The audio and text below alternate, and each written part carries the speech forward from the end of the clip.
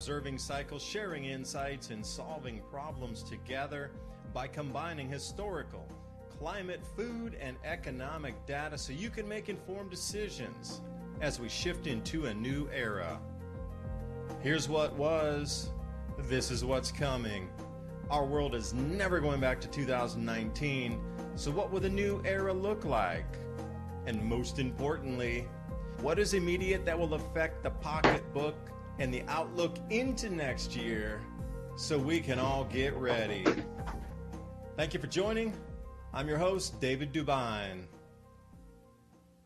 Right along here with Ransom Godwin tonight. Good evening. Thank you for spending your valuable time with us as we discuss important issues. And you might be the very one out there that can connect that last dot that gives us the fullest picture. So please feel free to throw your comments in the live chat as we're going through. We're going to try to respond to some of the comments. Also, you'll be able to interact with those watching us on Rumble, on the Mini Ice Age Conversations podcast, YouTube channel, Twitter, and quite a few others with the Adapt 2030 and Mountain High Time 420 stamps on those. We're coming into a time now of extreme cold is following. Major cold trend set to unleash frost freeze threat across the U.S. So, well, thanks for telling me. Yeah, sometimes if I get a update, sometimes they do the update, like when they reset everything for you, and then it pulls me off and takes me on to the system microphone. Ransom, how's that sound? A little better? Give it a thumbs up. Yeah. So this major cold freeze coming in, it is going to be an anomalous blip. So if you're going to plant your gardens and you're putting out your winter garden or fall garden, you might want to hold off a week or so until this frost freeze being unleashed across the U.S. is over with. Because if you're going to put out supple lettuces right now, it's going to get below freezing. It's going to get down like 30 degrees here this week. Yes. Some places like 28 Fahrenheit. If you're up in like West Virginia, north of that, it's going to be below 28 degrees Fahrenheit. Like the different kales and spinaches and lettuces, these like cool weather, but they don't like completely frozen. You're going to have to use row crop on top of your crops if they're already out. They walk until they're blue in the face about the heat. Super El Nino in the summer. It was one, bevy of news articles for a full month, the hottest month in July. But here we are, not even at the end of September, just barely creeping into October, and we're going to be at 28, 27 degrees Fahrenheit in the evenings. That's a crop killer, and whatever was maturing in the fields and everybody's gardens are gone, unless you cover them or it's the very hardiest of crops like turnips or potatoes or sweet potatoes or something. The leaves will die off above the surface, but then those potatoes are safe underground. Whatever tuber you're growing is safe underground. But still, these are the things to think about moving forward here. Yeah, there's the politics happening. And I think, I'm going to ask Ransom to respond to this because I think that there's this massive amount of energy coming through our solar system at this moment. At the same time, we're getting these massive distractions. From the Trump, unwinding of companies to the government shutdown to the impeachment hearings, all happening right this second as we'd enter into the deepest of the quake window. Begins on the 29th. And hopefully, Ransom, I sent you some slides. You can put those up into the viewer of looking geocentrically, like from our Earth, where is the sun and where are those gas giants? And we're sitting right in the middle of this pincer point. So that's what I'm saying. We're going to talk about tonight. The quake window is now open from the 29th of September through the 16th of October. So if we see any large earthquakes or volcanic eruptions outside the norms, that's because of the electromagnetism that's now turned on in our solar system, which will be at maximum intensity October of 2024, actually October 23rd. 2024. So Ransom, I know I babble sometimes when we start the show. Thank you, everybody joining. Bigfoot for President 2024. Ransom, the floor is yours, man. I would totally vote for Bigfoot for president. Is that a serious thing? No, I'm kidding. No, I put that up there And somewhere in my list of articles, I was just reading about scientists being worried in an uptick in volcanic activity and seismic activity around Mount Vesuvius. And, we've been seeing eruptions all over the place. So earthquakes, volcanoes,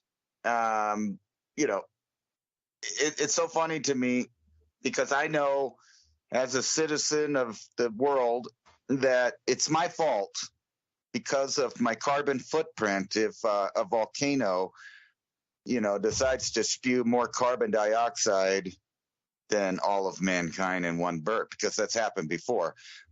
Just kidding. I don't really feel bad. No, I hope that when we send the notes out, I put a mathematical formula in there. I'm going to put it in the chat. I was talking about it last week. That has to do with the number of trees per country versus the CO2 emissions estimate. I want to make that clear that they don't know how much anybody actually emits. They have estimates. So that's one of those words like might, maybe, but we know the science could be, in that realm. However, there is a simple math formula that I came across that has to do with the amount of sequestering, if I could say that way, sequestering CO2 per tree per year, per tree's lifetime, etc. So I looked into that and I started doing some basic math, and let me find it. And it will blow you away because it just puts the propaganda of CO2 just kind of in an anecdotal, comedic point in relevance. Okay, so here it is. I found it. How much carbon is sequestered by a tree? A single mature tree will sequester about 48 pounds. That's 0.006 metric tons of carbon dioxide per year, and store about 100 pounds. That's 0.045 metric tons over its lifetime. Now, it took me a while to compile the number of trees in North America because they break them down by countries. But I eventually did it, and I came to about around 675 billion trees in North America. So this means that these trees will sequester about 4.5 billion metric tons each year. And this is not counting any other plants. So keep that in mind. This isn't counting grass or vines or, anything else. No other kind of plant form or other forms of carbon dioxide sequestering. So that doesn't include that. So like I said, there's 675 billion trees in North America, and they sequester about 4.5 billion metric tons each year of carbon dioxide. Now, according to the global warming nuts and the climate hysteria people, the weirdos, basically, because when look, and I'm not even that smart, and I'm not even that good at math, but this was a simple formula. So the U.S. by itself is supposed to put out a certain amount. So I added up Mexico, Canada, and the United States, and even with their estimate, we put out 4.8 billion metric tons of carbon dioxide each year. So I don't know if you noticed the parallel there, but the trees are sucking in the equivalent amount of carbon dioxide each year. And then on top of that, like I said, that's not even counting any of the other forms of carbon dioxide sequestering. And then, I'm sitting here looking at these graphs that go back in the climatological history of Earth. And I see that we're like almost the coldest and the least amount of carbon dioxide ever on this planet. So that means all the other times that your fantasy takes you to with dinosaurs and giant forests and big bugs and all of these other things, all of that happened when there was, I don't know how many times more, like a bunch of, I forgot the number. I think it's about 10 times 7,000 parts per million. I got your answer. 7,000 parts per million. Today we said around 400. Right. So think about the difference there. So that 7,000 parts per million represents exploding diverse life on Earth with lots of plants, all kinds of species we'll never see again. And then they're comparing that to now, where they're trying to convince you that the planet is now burning up and you're going to die because you eat meat, because the cows fart. They don't, and this is funny for all you people out there that are familiar with North American history. There were billions of bison running the North American plains. They were pooping everywhere. They were farting. They were eating up grass. So they were even eating all the extra grass that would be sequestering that carbon dioxide. They were eating it up. You fast forward to today, and they're trying to convince you that the cows that we eat are producing so much gases that we're all going to die because we eat that meat. So this is the nonsensical, tyrannical 1984 misinformation. That's what it is. And that's why they're so hard on about distracting and misinforming you and telling you that everybody's misinforming you. It's because they're doing it. It's a big projection from the elite about misinformation. Bigfoot for president 2024. You heard it here first. But I'd like to respond to a couple of those comments with a few programs that are ongoing right now. And just so everybody can get an idea, currently in the world, there are about 1 billion cows totally across the whole planet.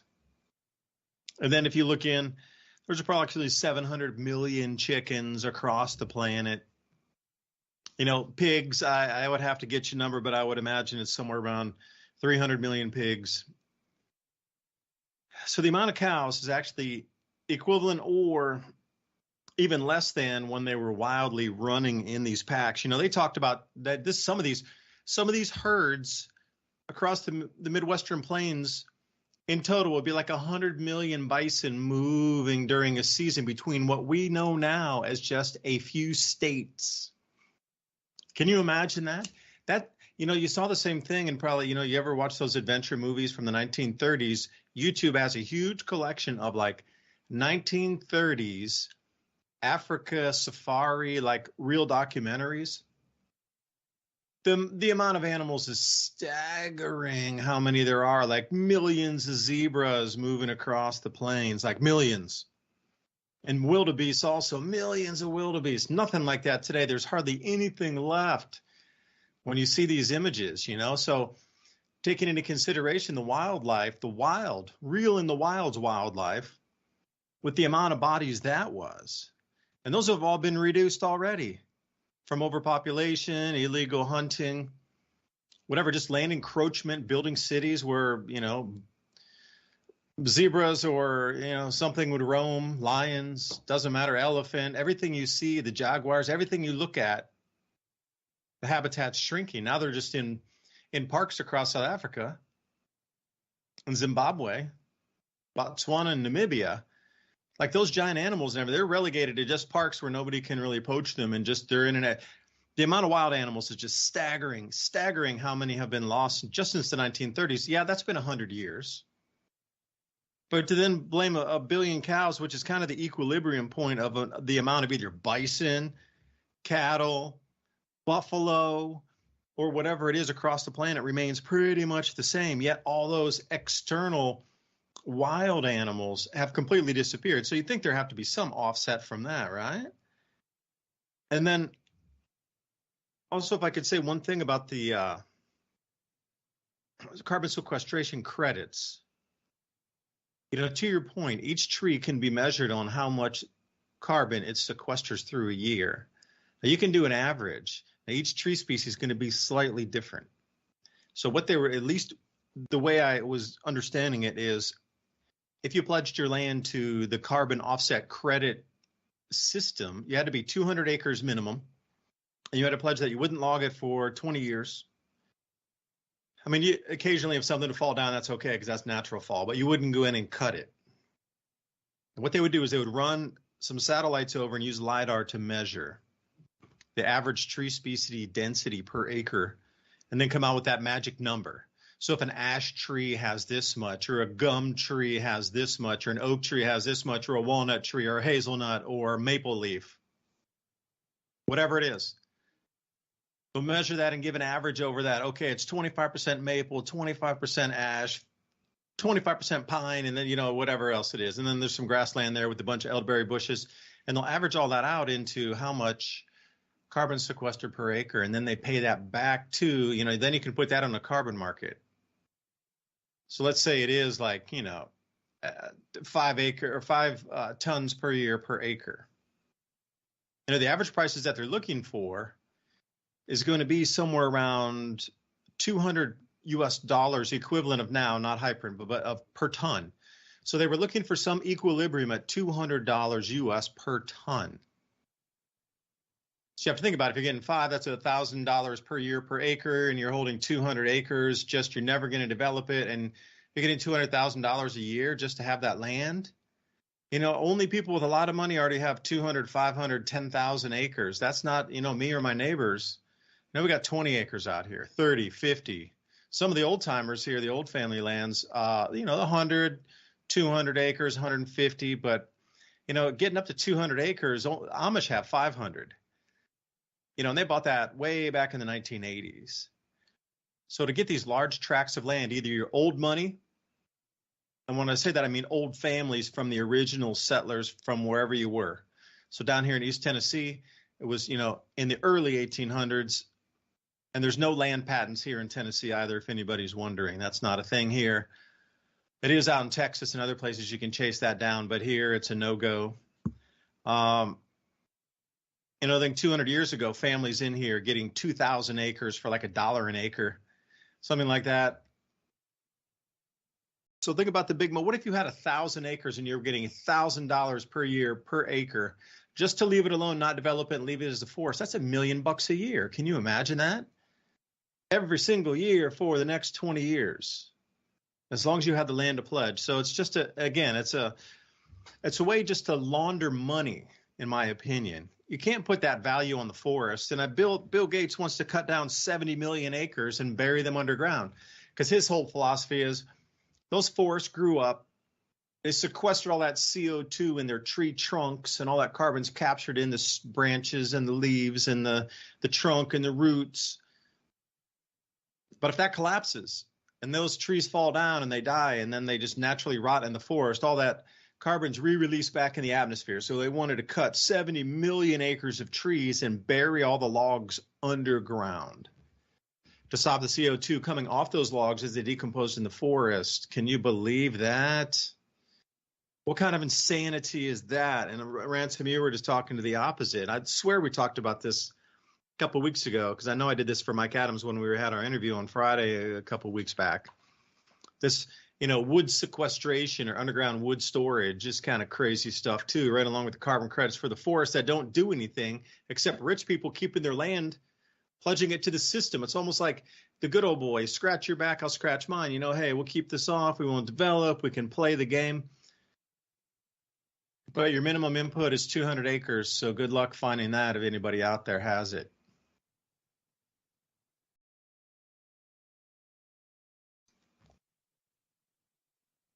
Yeah, I don't think anybody's going to have much acres for very long. It seems like, you know, all the news is nobody can afford to buy new land as it is right now, or at least a lot of Americans can't do that.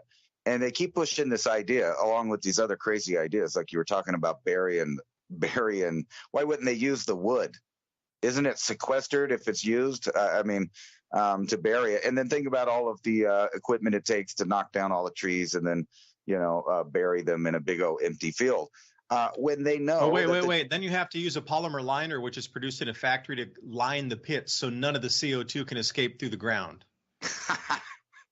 I know. Yeah, right. That's a scam. That's what I'm saying. It's such the biggest scam. It would make more sense to just let the tree grow its lifetime and sequester that amount of CO2 if that's actually what they were going to do. But that's not what they're really wanting to do. And actually now, you know, we're talking about a lot of distractions, but it's really weird that they kind of tell the truth in a real way. You just have to pay attention to what they're pushing and how often they push it and how many articles are kind of connected. So this is one right here. Can't afford California? Try living in a tiny sleeping pod all 4 feet of it, more tiny homes. And as you know, a lot of places that were burnt by wildfires got rezoned to where they can, have, instead of single family homes, now they can have tiny homes. But it seems like all aspects of economies in the Western Hemisphere are moving towards a lower population. Now, I don't know if you saw the conspiracy theory on the internet about a Deagle.com article. I sent you a screenshot of the article before they took it down off the internet. But in it, it was talking about the year 2025 and the amount of population reduction by country. Now, I don't know if they were just yanking people's chains. They did it intentionally to start a conspiracy theory, or it's just one of those boo-boos, like they weren't ready to put out that kind of information in article form. However, it got on the internet. It did long enough for people to see it. And, in there, it was talking about countries like the UK and the United States getting their populations reduced by about 20%.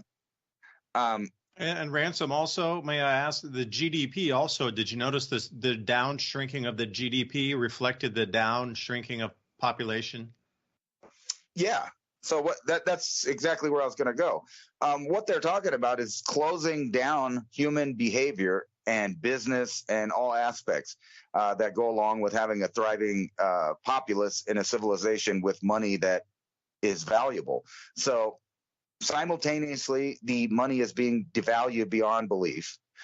They're pushing these ideas of basically little villages outside of their mega cities. I mean, if you're going to live somewhere, you can't just have a bunch of land where you farm and grow stuff.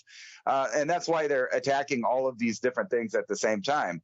And then when you go through the headlines, you just see, and here's a picture of that for everybody. This is what they're talking about. And they've already opened up homeless shelters and different things like that. And if you don't think that a civilization can convert over to this style of living, you're wrong. Take a look at Japan. They literally have places like this where you can rent for the night. They even have some really cool ones that are revolving pods. But all of this involves you having a universal basic income or some kind of employment to pay for these per night, because this is the ultimate in metered systems. You get a 4x4 little spot. They've tried this in different places. It never works. There's no privacy. It reduces down to, bad things happening in the night. You need your privacy. That's why we have private property, and that's why we were always set up where people could own property and have privacy and have their person, papers, and their belongings secure within them, protected by an inalienable right that their government wouldn't come and just rifle through it.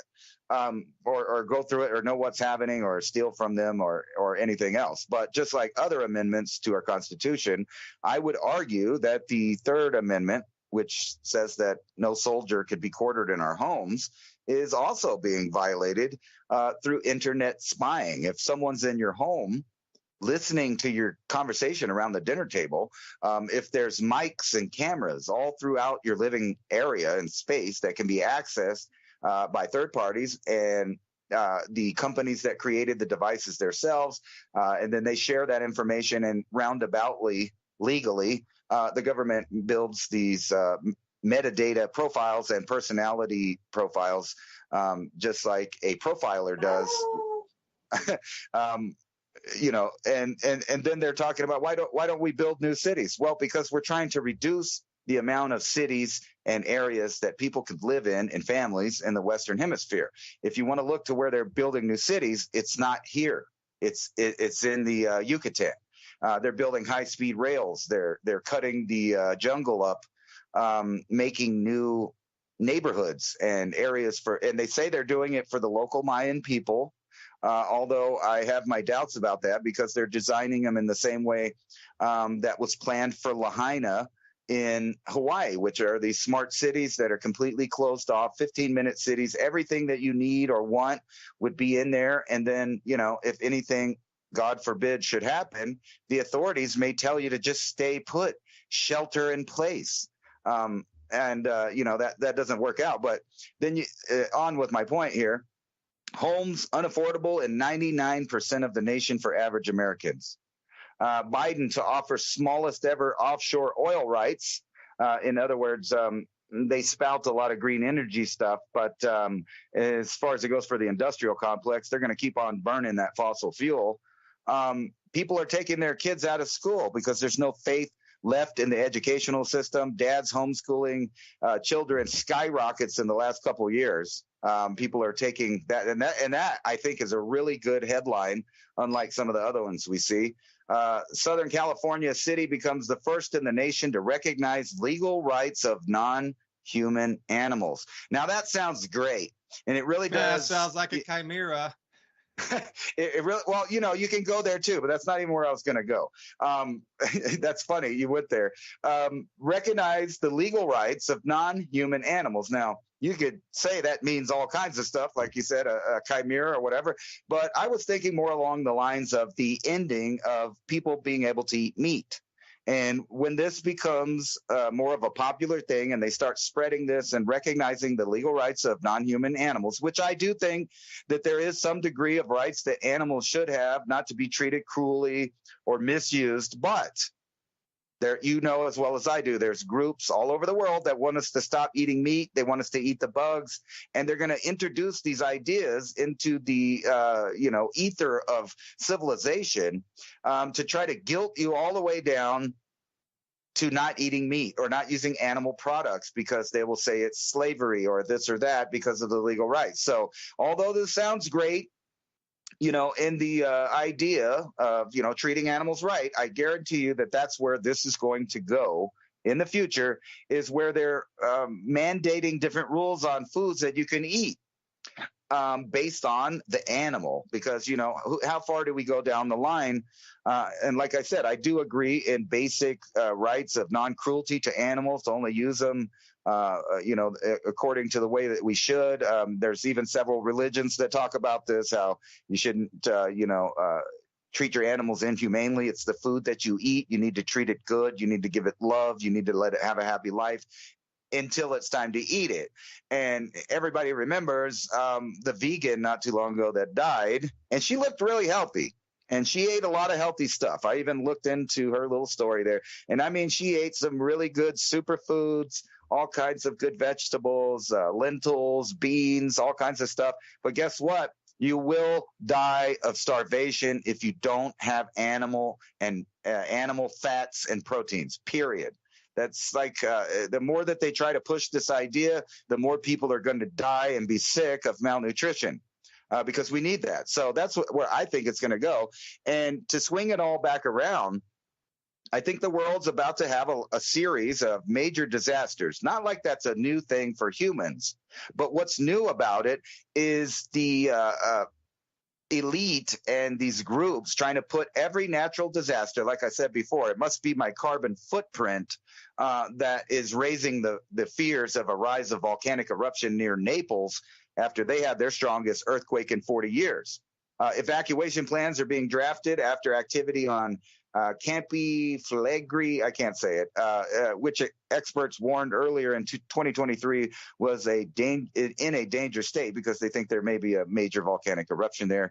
And here's an article from the Daily Mail. Is Seattle set for a megaquake? Scientists find two fault lines that are capable of releasing 7.8 magnitude earthquakes that could kill an estimated 1,600 people and destroy over 10,000 buildings.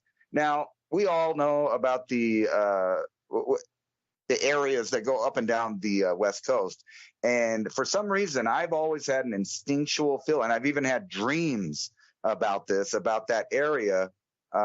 Is that I think it's the Cascadian subduction zone, I believe. That's right off the coast of Seattle and Portland.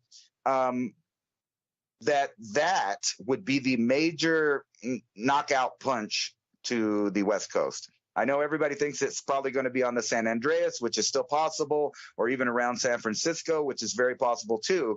But those are mainly earthquakes that knock stuff down, and you get liquefaction in the southern areas of California. But up in the top, in the Cascadian subduction zone, is where I think the biggest threat is, because it would wipe out the entire West Coast. It possibly even Hawaii, Japan, other places would get massive tsunamis.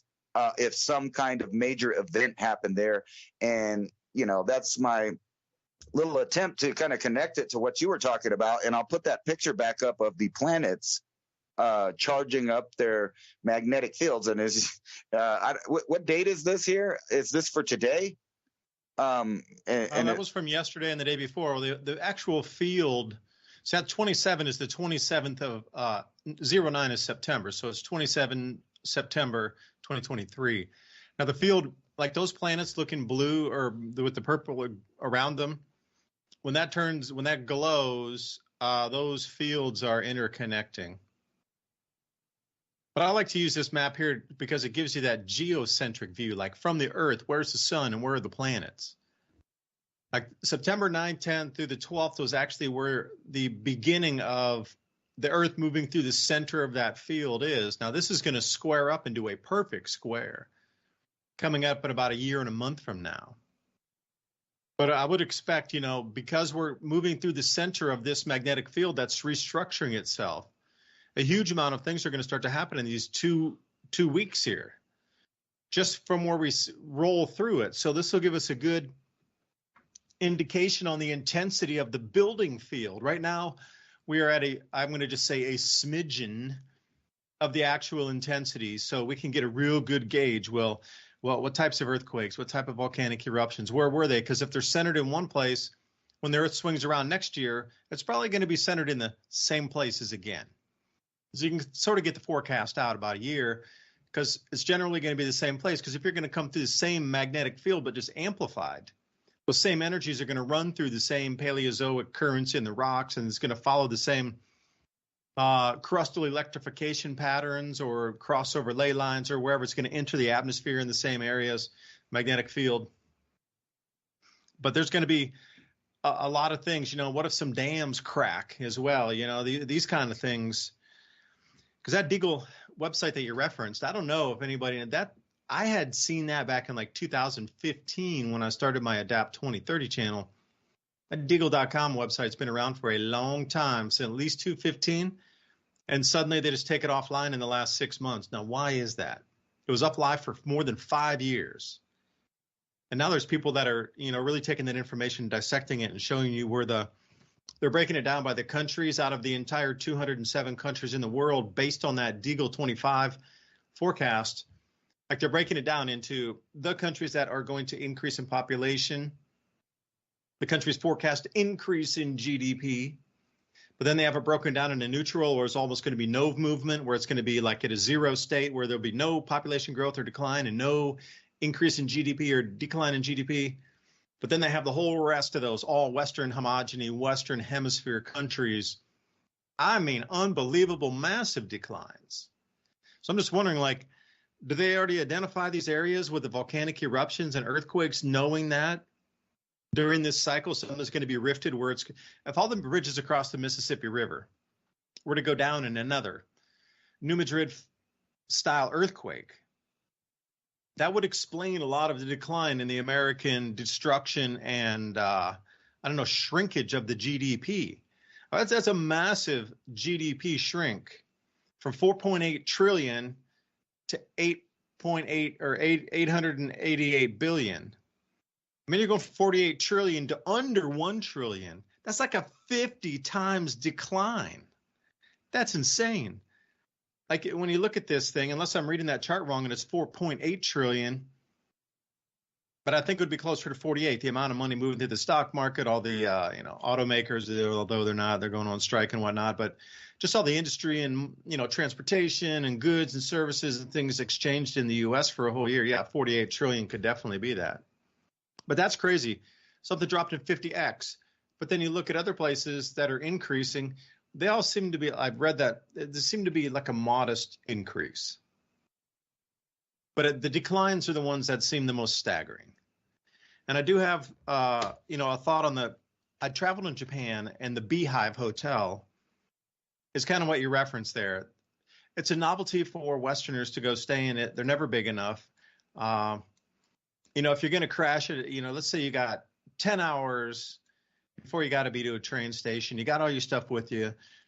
You got the lockers there. You just want to chill out and sleep for like 4 or 5 hours before you get on your plane or something. Those Beehive hotels are perfect. But if you're going to be living in that thing, not a chance. They're super noisy. People always doing stuff, watching, everybody's watching their devices. Hardly anybody plugs in headphones, and people are moving in and shuffling out and scraping and scratching and zippering. And, it's just like it was living in a youth hostel back in the 90s, traveling through South Africa or something. Youth hostels were awesome, but they were noisy as can be. You got to be, earplugs or a heavy sleeper. Same thing with the Beehive Hotel, but you get very little space. And, at $80 a night, those little things are like $80 a night in Japan. And, it's crazy what they can get in Tokyo for those things. In Chiba also. But let me throw something unusual at you here. Like we're talking about the food supplies. And Ransom, since you had a friend of mine sent me this article, which I never would have found myself. So as I'm looking across, Konstantin Christokoulos sent me this one here. Konstantin, shout out. Thank you for that. I never would have found it without you here. This one. Kharkova Dam disaster, the impact on Ukrainian crop production. Remember how that dam was blown up and then it cracked and it flooded all the farm fields? Well, they finally have some real numbers here that they're looking at. And the deficit, which will be created, but that also affects the exports coming out of. So basically what it means with the export reductions and the reductions in growing, we're going to really start to feel across the world the reduction coming out of Ukraine's grains. Ukraine was a huge exporter. They used to export 30 million tons a year. And those were the dogs playing. And that was weird because when we were just talking before, my dogs just stood at the door and they started barking like something was out there. So I had to go look with the flashlight. So here we go. They're looking at a minimum 10,000 tons of corn, 100,000 tons of wheat, and 26,000 tons of oil seed. And that will be followed on by another 309,000 hectares, which is, if you got to multiply by 2.4 to actually get the proper amount of acres to hectares. So your conversion is 2.4 for one.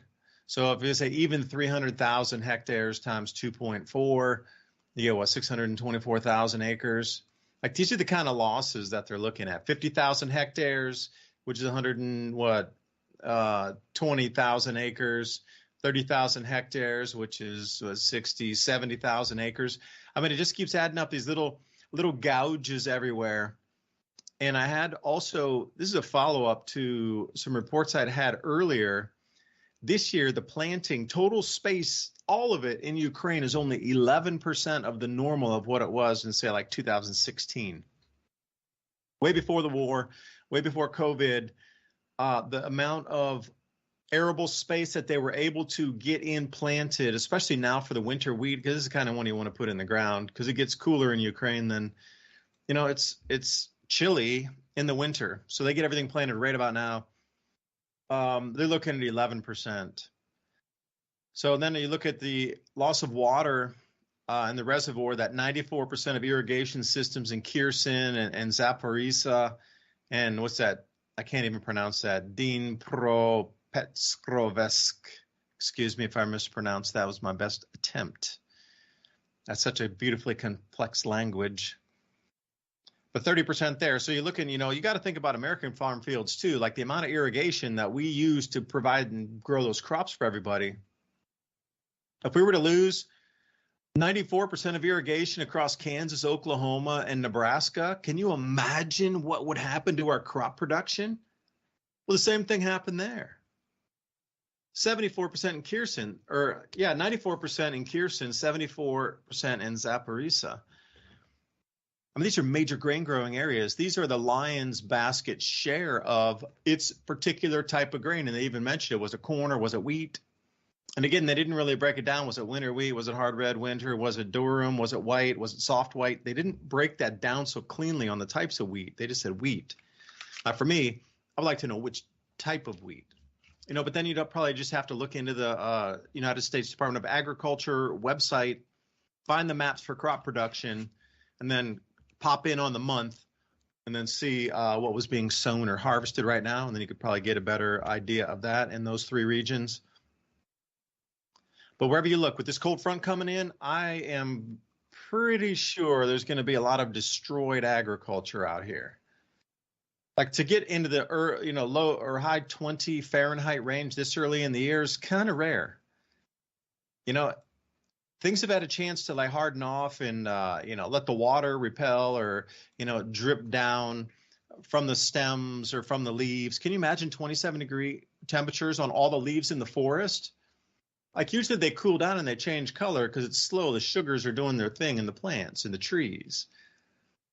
Because it gets cool, it gets in the 50s, and then the high 40s, and it's in the mid 50s, and it's the 60s. It's bouncing around, but you don't normally get 26, 27, 28-degree Fahrenheit. Boom, those just freeze everything, fall straight off. So that's for us in North America here, and I don't know, Ransom. This year looks crazy for the food price because last week, remember, we talked about the Food and Agricultural Organization from the United Nations, the FAO, predicting 100% food price increases over the next 12 months. That's another doubling of food, and that's from the UN, United Nations, FAO, telling everybody across the world, hey, all of you in impoverished nations, I think they were more like directing the message, your food's going to double. So think about what's already been done for destruction of spending power in America alone or in Europe just because of food prices and energy prices. These are slated to double again in the next 12 months. So, looking out, how do you prepare? And then we got these early freezes coming in. So if you are growing your own veg, you're really going to have to protect it, or you're going to have to go back to the supermarket and start buying stuff because you got completely frozen out. This is the thing, like row cover right now. Even me, I'm just going to say something, Ransom, and I'll let you get back in, is like if you have money and you want to park it into some goods that you think will hold value over the long term that are not taking up a lot of space to store, think row covering. It's thin white. It's almost like sheeny types of drapes, if you will.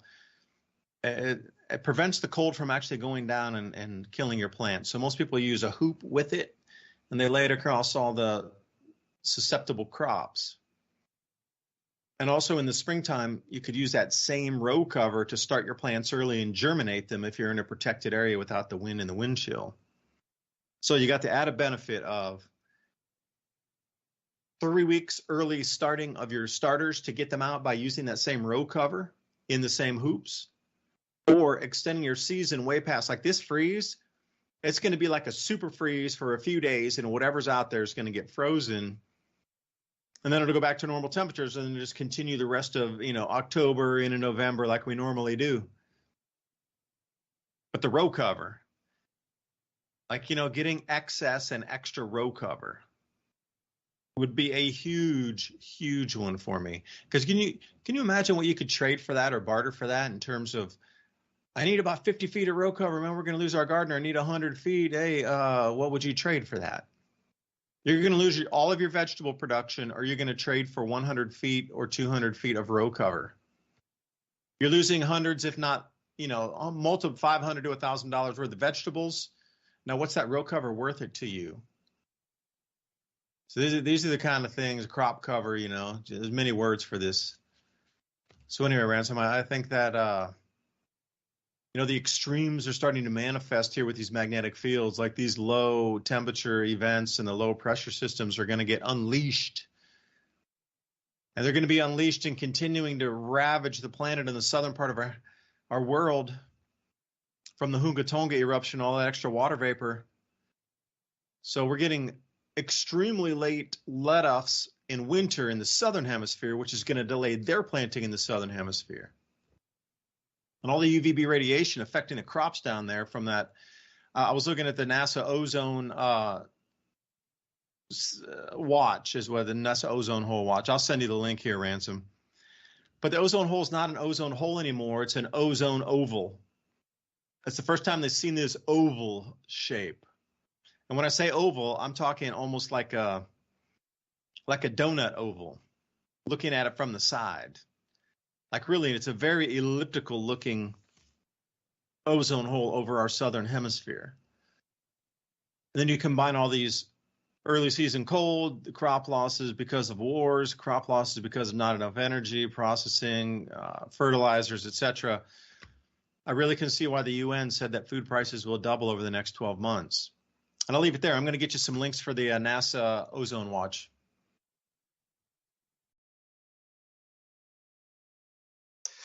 I think, they're probably telling people that because that is the plan for the next year or so, is to really hurt people around the world.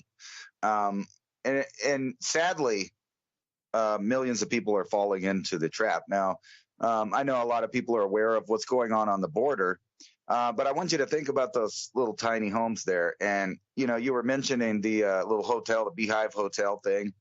And in general, in Japan, everything's small. Like they've learned to, pack everything up, have a set of belongings for breakfast, for lunch, for dinner, and put everything up and then get ready for sleeping. And they've learned how to, live in a compact space.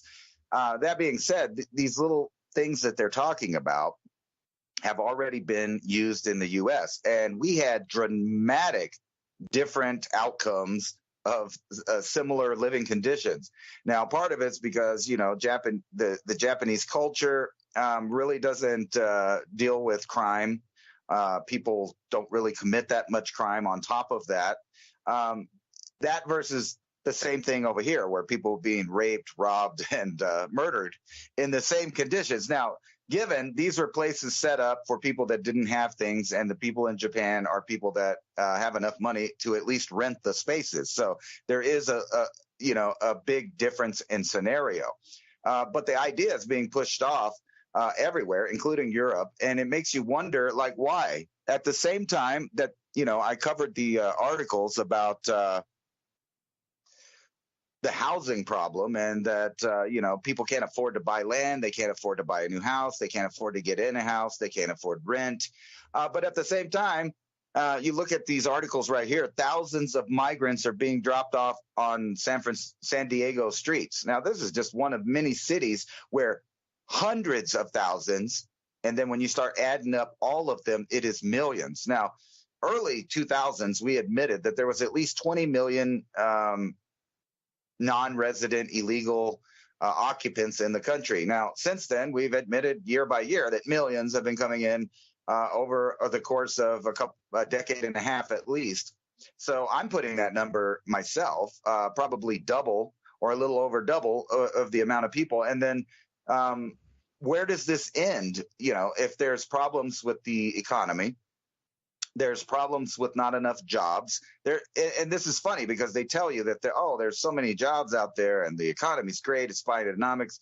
But the 24-hour stores where I live can't even stay open because they can't get two employees to work.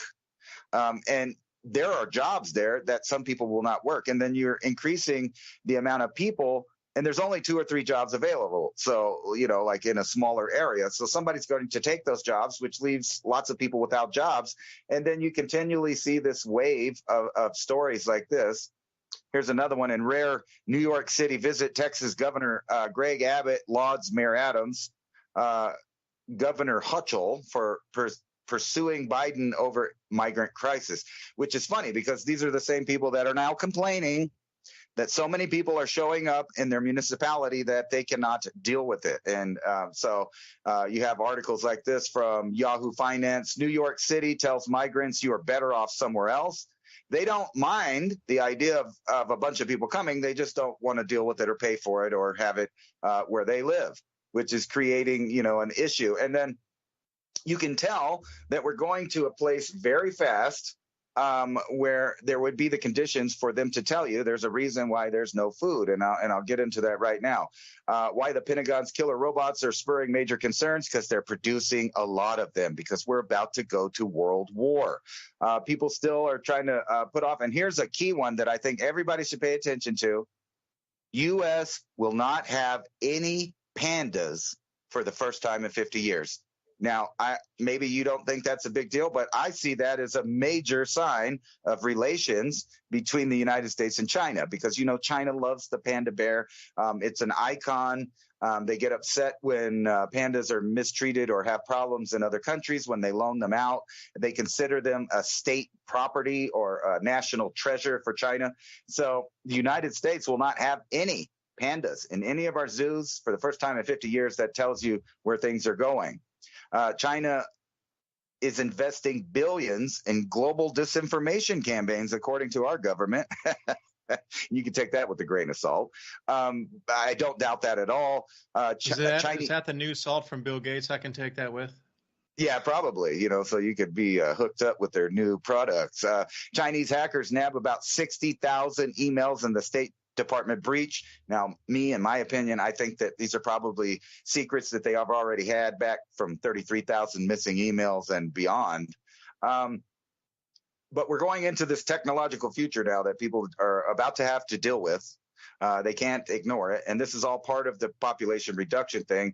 And, I talked a lot about Musk and his chip, but he's also setting up the network for this to be anywhere in the world where people are connected. And I really want to get into this in the second half is what's called the Internet of Things and how it's going to affect you and your life from here on out.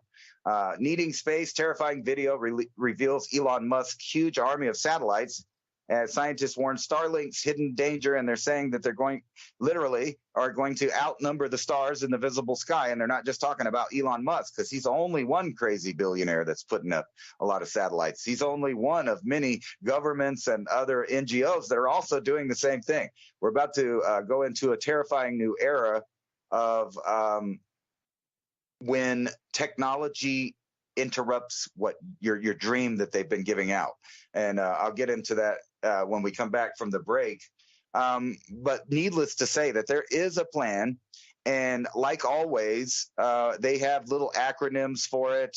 They're leading you in a certain direction. And I'll try to show that when we come back. But meanwhile, on the World War front, I think you're going to see a lot more headlines on this. Now, keep in mind that I don't know the motivation behind the shooter, as Dutch police say that 3 people were killed in shooting at a university hospital in the home of Rotterdam. Now, I don't know the motivation behind this, but I have a feeling that in the near future, from East Europe to West Europe, we're about to see a lot of these kind of little skirmishes setting off, which are going to be used for further proxy wars until we're in an already claimed war. Because if you listen to Russia and China and Biden, we're already at war with China and Russia. So I don't know what your thoughts are on that. But when we get back, I really want to talk about the connection that the Internet of Things and algorithms, learning machines, and AI are about to sweep people off their feet worldwide. And I think it goes right into the depopulation agenda that's going on. And please remember, cast your vote Bigfoot for president 2024.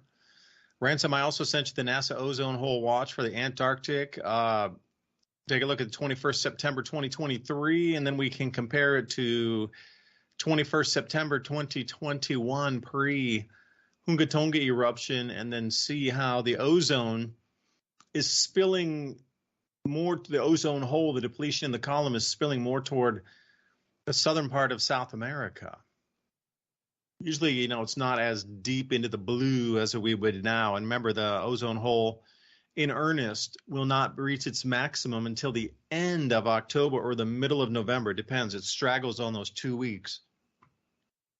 And if it does continue in the same direction, that'll be direct ground UVB over the southern part of South America.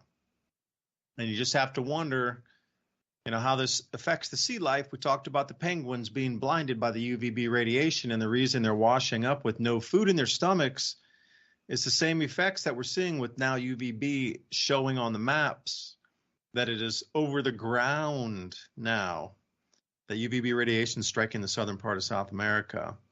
Not so much in southern Africa or southern Australia, but the NASA ozone hole watch definitely shows where the amount of Dobson units is incredibly minimal, going to almost zero. So you have to think, how much further is that going to stretch up and what kind of effects would there be? Barley is the number one crop affected. But, South America, huge producer of grains also.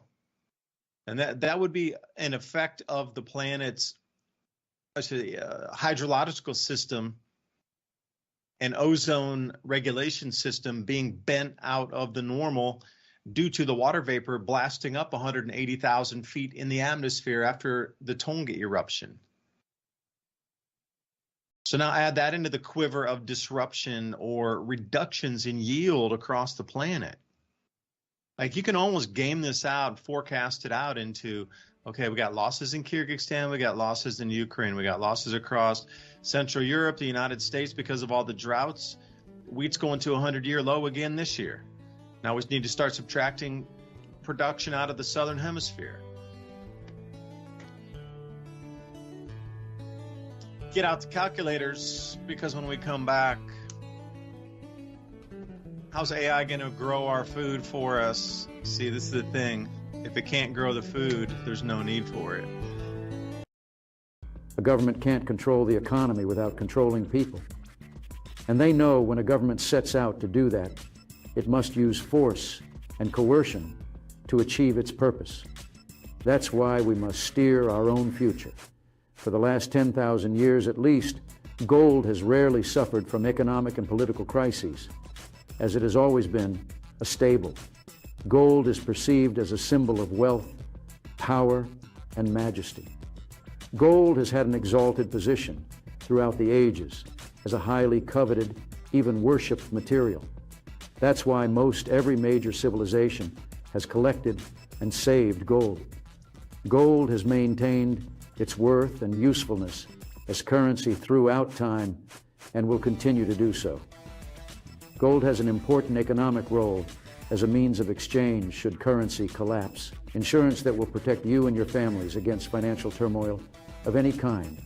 ITM Trading is a precious metals company that has been in business for over 27 plus years, with a mission to educate and empower individuals to hedge against inflation, mitigate financial risk, and prepare for the Great Reset. Schedule your free gold and silver strategy call, 866-834-1422, 866-834-1422.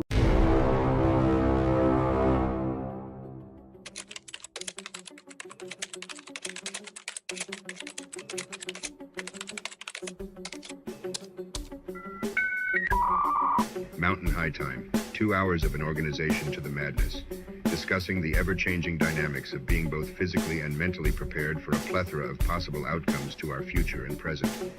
A look into the latest technologies, new scientific discoveries, and how they might be used in connection to the human domain and controlling it, ancient cultures and places. Be warned.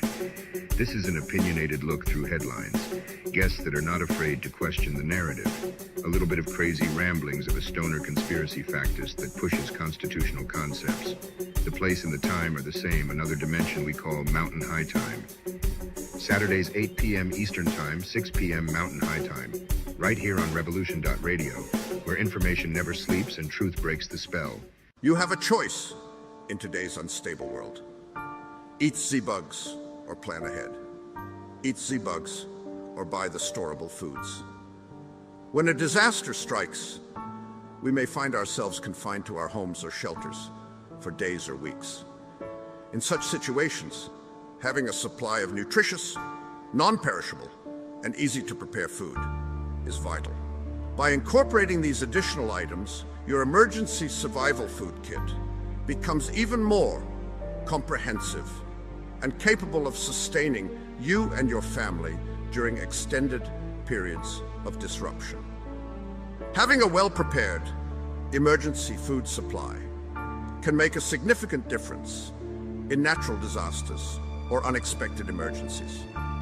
It provides reassurance and a sense of control, knowing that you and your loved ones have the necessary sustenance to endure challenging circumstances.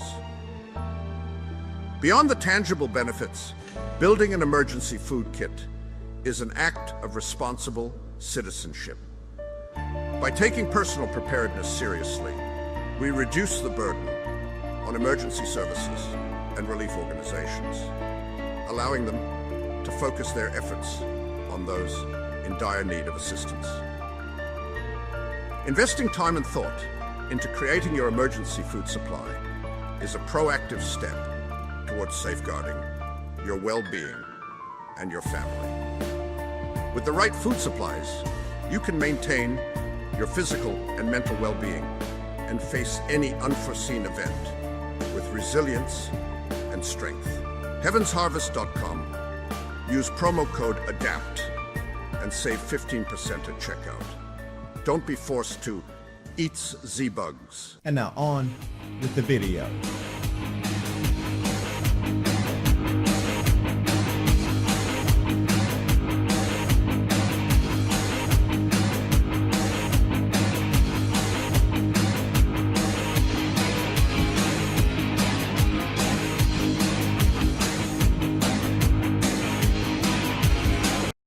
Now how much push there is to silence messages across the world. So Revolution Radio, also thank you for letting us broadcast our message here. And for anybody out there considering a donation tonight, not into my or Ransom's coffers, but to Revolution Radio, so we can continue to have this venue to push our ideas. Some maybe appear outlandish, you know, Bigfoot for president 2024, just having a little fun. But then other more serious topics, which, you know, in a lot of venues, I'm going to have to tone down when I'm doing my final edit to go across the algo rhythm. Speaking of AI, now Ransom, before the break, you know, I know you wanted to talk about AI and the possibilities of it. I've seen some articles already where this AI craze has peaked, just like blockchain phase had peaked through corporate America. Remember back in 2017, 2016, 17, 18, nobody in corporate America heard blockchain. But then as soon as they put blockchain behind their name on something, their valuations increased 20% overnight, and then everybody jumped on the blockchain bandwagon. Now every Fortune 5, corporate 5 has a blockchain team with them, because they have to. Everybody had to keep up to the newest moving technologies. Now we saw ChatGPT come out and the use of AI for interactive AI on the personal level. I understand with you know, BlackRock, what they're running with Aladdin. You know, it's a little bit different. And you know, where does it take us next? Because it's going to be the same kind of MO where every single company across the planet is going to have to continue to adopt ever and greater, more powerful AI to stay competitive with everybody else. So how does that fit into the Internet of Things, where they want you to have everything electric, everything's monitored, everything's metered? Now, we could go into the one side of it, oh, they're going to turn you off if you say something bad or whatever. But I think there's a level way, way deeper than that. You know, if we go back in and we talk about the jinn and the different epochs of history where they've referenced this technological dark entity that comes to try to take over humanity. Luckily for us, so far the track record's been 100%. It gets kicked back for however many thousands of years until this thing returns again. But, you know, where does that take us to the Internet of Things? And what does that entail, really, the Internet of Things? Would it involve quantum dust at the very minimum? Because you couldn't keep track of everything in real time unless it was continually dusted, so you'd have new parameters of where the new dust landed, so you knew something had moved. So it'd be continuous nano dust fest, because that's one of the ways the world around could process with AI and supercomputing. But at the point, you know, Ransom, you can explain it better than I. But with sentient and generative AI taking over the entire landscape, you know, humanity, if we leave it too much in control of our food and food growing systems, food delivery, you know, imagine if you left some sort of artificial intelligence to blend your fertilizers, and then it realized one day, I don't like humans, I'm going to blend their fertilizer wrong to make sure it wipes out all the plants. Because you get so dependent on it, so mechanized, like maybe the first 50 applications, oh man, this AI is great, look at this precision, that you don't even check it on the 51st application, and the AI is like, no, we don't want, humans are bad, we need to get rid of humans, and then it tweaks out the phosphorus ratio or something, and you wouldn't even think about looking at it, and then suddenly all your plants are dead in the field, and you're going, whoa, what just happened? Well, there was a 1% mixture of some sort of glyphosate in there with the fertilizer. My bad. Where's it take us leaving so much control in finance, shipping, logistics, and production of food in that, supply chain to get our foods, and the factories that are running on AI to make them more efficient that process the foods. I mean, I just named 3 or 4 chains that could get cut right there, links in the chains that would devastate humanity. I mean, devastate humanity.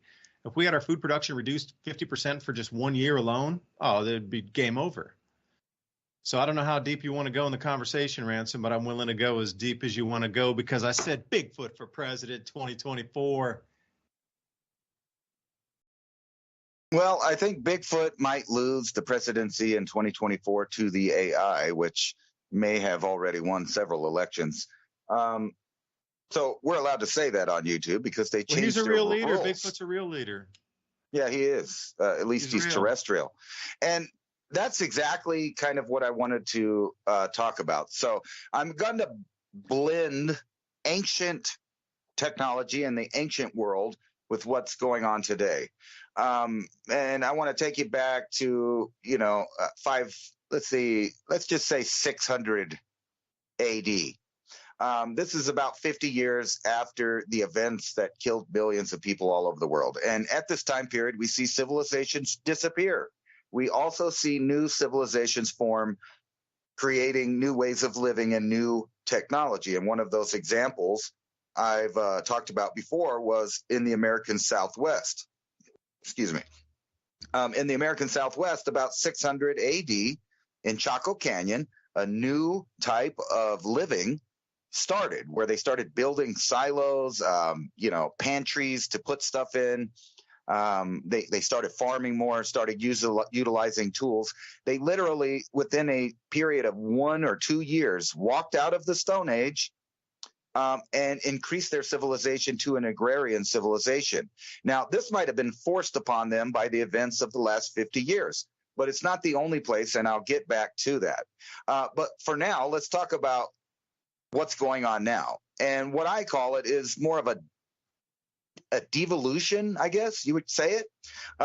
Not an evolution, but a devolution of mankind. And the reason I say that is because the intellectual property of humankind is being taken and controlled.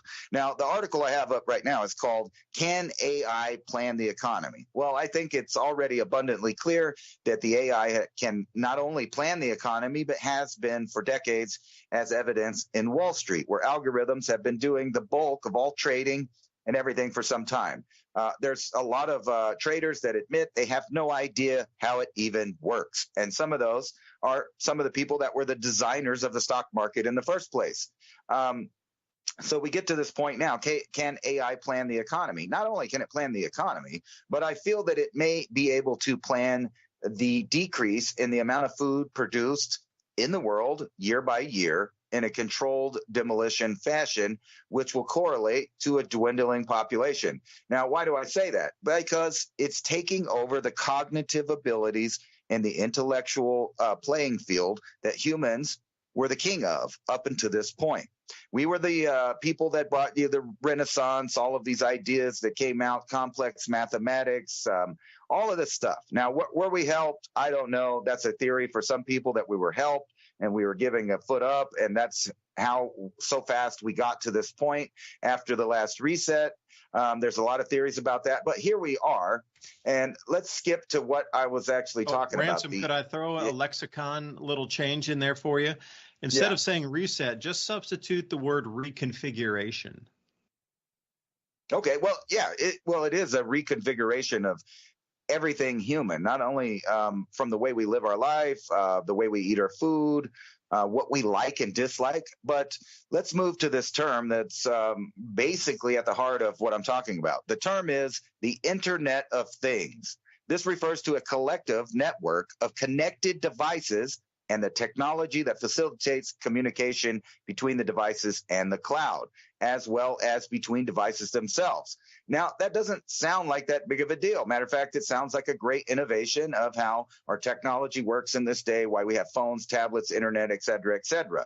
But now we're going into the time of integrated chips and integrated technology into literally our body in various forms, from nanodust to actual chips that are the size of a quarter that they're planning on putting in people's heads. They're giving you the reasons that, oh, it'll help paralyze people, it'll do this, it'll do that. But the ultimate idea, admittedly, from the various sources of this technology, is that they would have a metaverse that where everybody goes, a replacement of the internet. And this is only accessible if you have the proper digital ID.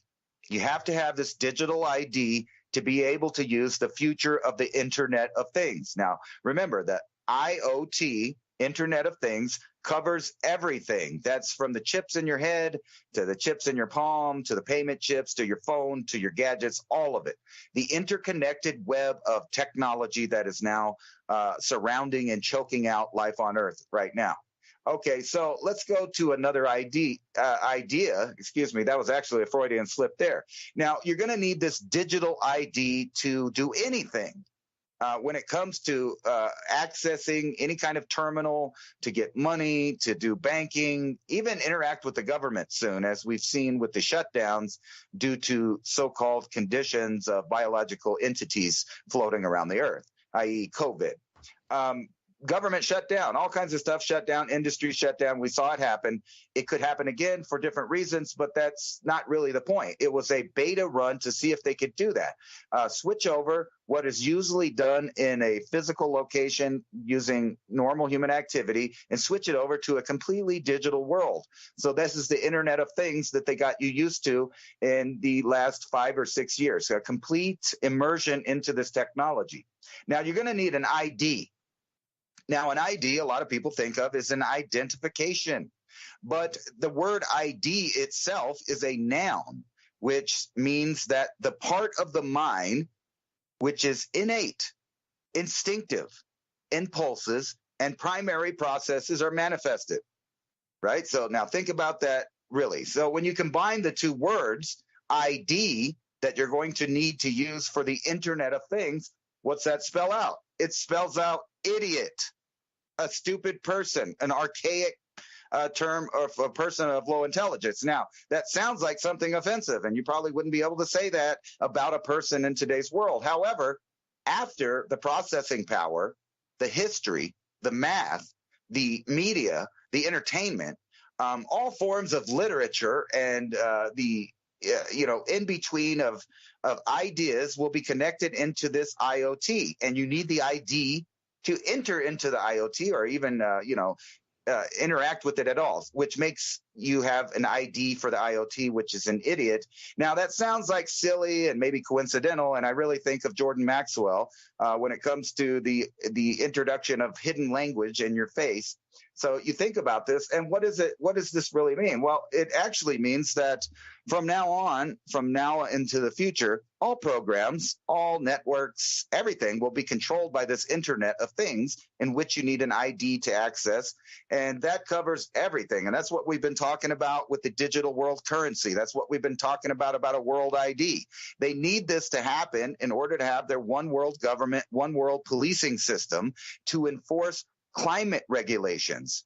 Now, that comes in especially after they've controlled everything, especially the buying and selling of goods between nations and individual people, to where they can start penalizing it with military force climate violations. And what are those violations I'm talking about? Well, as you can see the trend of how the World Economic Forum and the countries that capitulate with them are doing. They're banning things like carbon dioxide, nitrogen in the soil, eating meat. They're promoting eating bugs. And these are all items that have to do with the reduction of population. So you can use a military force to enforce climate rules, or you won't be able to participate in the buying and selling or eating or entertainment or anything. And if you decide to be a natural living human being and go out into the world and farm, ranch, grow your own food, this will make you an enemy of the state. A, because you're outside of the Internet of Things. And B, because they've listed all of regular human activity as some kind of crime against the earth, the environment, and people as a whole. So you can see that this trend would, go into the realm of population reduction. And need I remind you that they are using AIs to control most systems already. So the idea on whether or not an AI could control an economy is preposterous. We know that it can. It already is. That's going on in real time and has been for multiple decades. Now you combine all these ideas of cloning technologies, gene manipulation, population reduction, the idea that you can create human beings without mothers, fathers, and they can be properties of the state and indoctrinated from birth to death in the system, where they would have to be from birth to death a participant in the Internet of Things, in which case each person would not have a name of any kind of religious or ethnic background. Instead, they would have a number, like a prison number or an identification number, the ID for the Internet of Things, making them an idiot. They would be, I've also been reading a lot about that stress, which is invoked by all forms of media, as we talk about the fear propaganda, and the implantation of chips and not just the physical implantation, but just the interaction around Wi-Fi makes people nervous. It makes them nervous. And they can't explain why. And they say that, don't worry about it. It doesn't affect your cognitive problems, but it does have the effect of being nervous. Well, being nervous leads you into certain directions. And when you have a media that is pumping out misinformation, then you get propagandized to a point where you lose your cognitive abilities. And now when we know that AI is not only controlling those networks of economics, healthcare, etc., but they also control the media. They're using it to write speeches, to write stories, to write articles. Now you have a complete top-down, completely controlled system by an algorithm that is replacing the cognitive functions of the human being, which makes us idiots. Not to mention any other, programs like with fluoride, or you could go on and on about programs that are used to dumb down the populations of any particular nation. And I wanted to let you kind of dive into that. And then I want to go back after you're done and talk about ancient civilizations and what they're making illegal. Kind of what I described there, the natural living man, and how they were doing it in the Amazon about 600 AD, which was right after a global catastrophe, a catastrophe that reached all corners of the earth. And then look at some of the inventions and ideas that they came up with, seemingly just in the middle of the jungle. And you also sent me an article about a big pyramid found, and I'll show that too. But in the jungles of the Amazon, they've discovered they had a formula for what's called dark earth, and we have now discovered that formula through living descendants and comparing that to different sediment deposits found. And now we know that there was a massive civilization all over South America that was living in tune with nature, creating gardens around them. They weren't using big stones like some of the other cultures. They were literally making the jungle a living environment for a wild living man. And they were eating good, and they replaced the jungle trees with fruit trees. They replaced the wild plants with food plants. They grew medicine all in between their houses and around, and with sacred geometry at the core of all of it. Yeah, I'd like to respond to that. I sent you a few images to put up here with that bit of, as soon as you said going back in the past, I started to think about, what do we know about the past? If we look just even in the last 10,000 years, and I gave you that Greenland GISP2 ice core temperature for the last 10,000 years data set. Each time the temperature drops out, there's a reset in society. So you have to think about what you spoke there. This new human that's going to be a grown human, for me, it's nothing more than a worker class for the Anunnaki. When we go back to the stories, think about if you do take Sitchin's, stories or translations, and I sent you a real nice, beautiful cuneiform text. I think it's one of the best ones I've ever seen of a clay tablet, so clean. Never saw one this clean before. This is like the most astounding cuneiform writing tablet that I've, in my, how many years of searching through this stuff, this is the best one I've ever seen. Unbelievable clarity. So think translating these, 20,000 of these tablets to reconstruct human history through the eyes of those who came here first from wherever that established the Sumerian society and culture 7,000 years prior. They wrote about going back 400,000 years.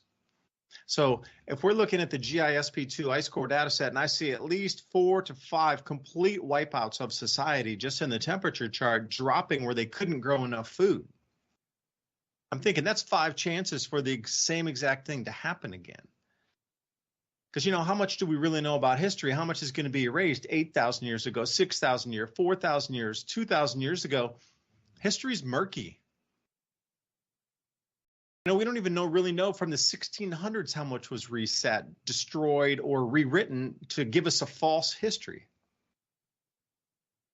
That's 10,000 years, and then, the translations through these cuneiform texts, so 400,000 years. I'm looking at it as, okay, something with hyper, intelligent tech has been running this game with reset. Maybe the human reaches its usefulness and then suddenly becomes too intelligent and they realize, oh, we got to rinse and repeat.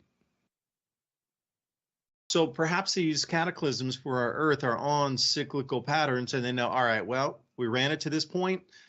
They're going to get wiped out anyway. Let's just wipe them out and restart a different Homo sapiens species, a new worker class. And I wonder how many times this thing has been run through history. Because if you look at the few of the artifacts that I sent you, especially the one that was a solid emerald, with a clock in the middle of an emerald that is so thin on the gold microplating that we can't replicate that today on the face of the spiral of that, embedded in one solid emerald, complete emerald. Without cracking, they set a clock in there. That's insane. Like some of this microfine, the astronomical compendium from 1550, excuse me. I mean, the gold leaves and the gold sheetings with such precision.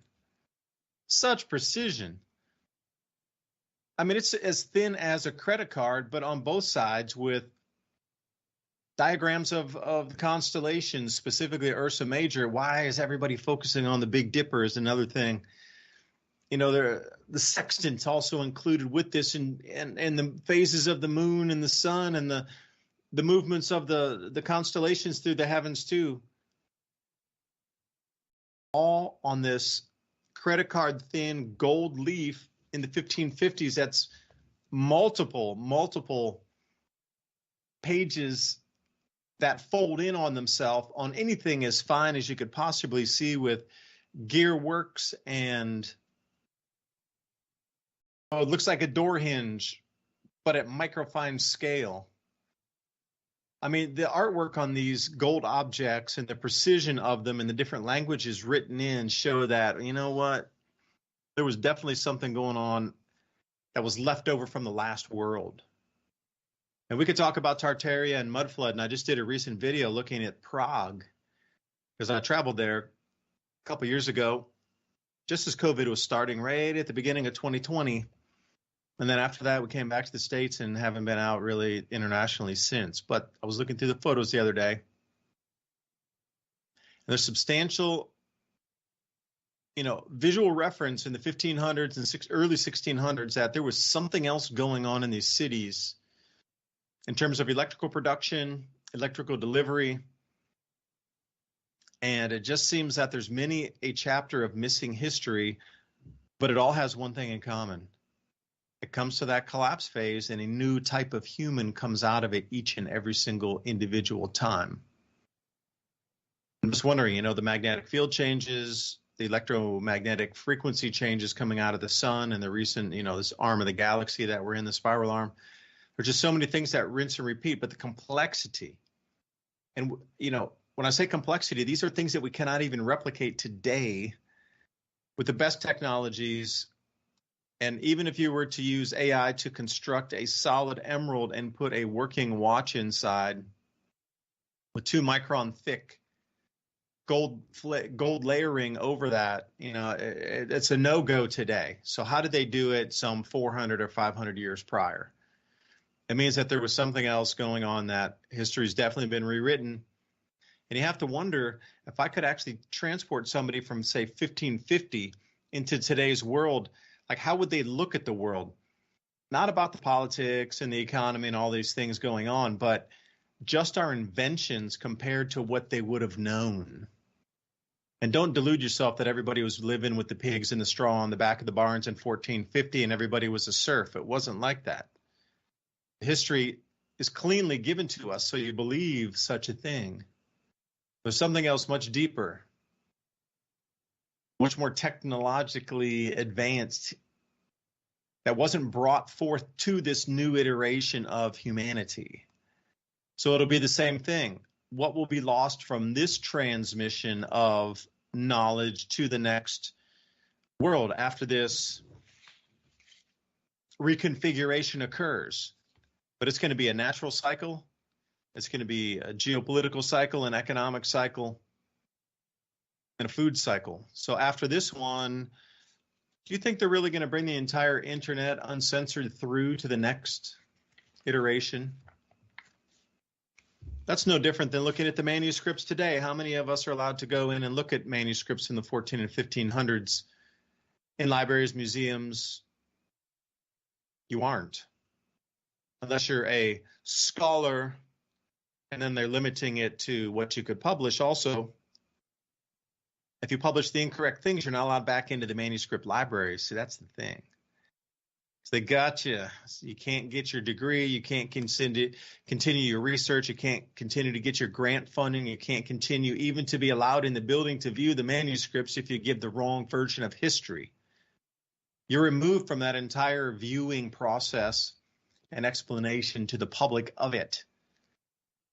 So anyway, I see a wafer thin piece of emerald there that would easily crack and break. If anybody was like any lapidaries out there, I encourage you to look at this and see how complex and difficult it would be to mount a watch inside a solid emerald, which in today's terms would be, how many millions of dollars do you think the emerald would be worth just by itself? Now that's a very, very, very, very large, very clear emerald. Definitely looks like it came from Brazil or something with that aqua blue in it. Anyway, man, I'll let you go from there. Yeah, I'm glad you reminded me of that graph. And I wanted to point some things out about the graph there that we know about history. And part of it's what I was just talking about before. You got 539 AD. We all consider that, historians consider that, geoclimatologists or whatever, they all agree this was supposed to be the worst year in human history, at least on record. And if you look at this graph here, you go back 1, 2, 3, 4, 5 bumps, and that's that exact spot. And that's a little tiny dip compared to the other 3 major dips. And you can see over time that not only CO2, but the temperature was way up, way above what it is today. But let's go back even further on this. Back to the beginning of the Olmec calendar, or as a lot of people know it today as the Mayan calendar, which would be right there where you see this major drop about 5,024 years ago. That would be right there where they started the calendar. Now, when they started that calendar, obviously, they had all the information in regards to the precession of the equinox. That's 26,000 years. And to know that it repeats, you would have had to have 52,000 years worth of celestial observation to even know that. So think about how far back in time. You see that big old dip. That was when they started the calendar for this kind of new time. And you can see we had the Minoan warming, the Roman warming, the medieval warming, all of these way hotter than it is right now. And they're telling you we're burning up with the lowest CO2 here just about on this graph.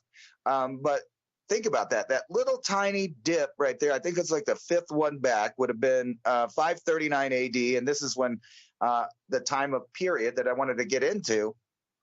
Because not only did the Mayans disappear right then for like hundreds of years, but like I said, in Chaco Canyon, people started building monuments, celestial calendars, and different things. But besides that, in the Amazon, some weird stuff was going on too. So we know that all over the globe, an event happened that triggered, from what I understand, they have located cosmogenic dust in the ice caps at that exact time, meaning that possibly either random events happened where some kind of object came in and into the northern hemisphere and deposited either dust, debris, or whatever that already had put some kind of cloud up in the atmosphere. Following this, Wait, what year was that? I'm sorry, Ransom, to cut you off. What year was that? That's 539 AD. That's when Halley's Comet, they believe a chunk of Halley's Comet. That was only 1,500 years ago. Yeah. Okay, keep going. All right. So this happens all around the world, from China, Japan.